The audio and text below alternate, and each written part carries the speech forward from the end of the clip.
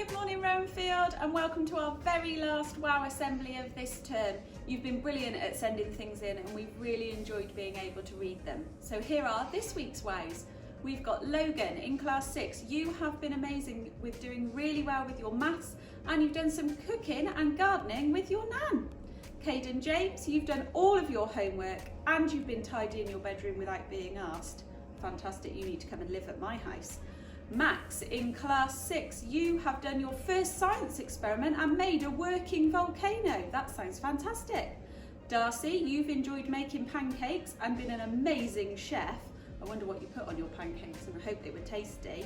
And last but not least, Isla Jane, you have been making meatball pasta for tea and saving your daddy a job. I bet he was very pleased that you helped out.